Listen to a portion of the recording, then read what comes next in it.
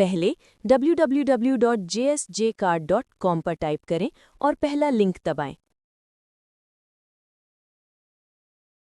Home page पर ऊपरी दाएं कोने पर क्लिक करें और बिजनेस चुनें। अपने बिजनेस अकाउंट पर लॉगिन करें।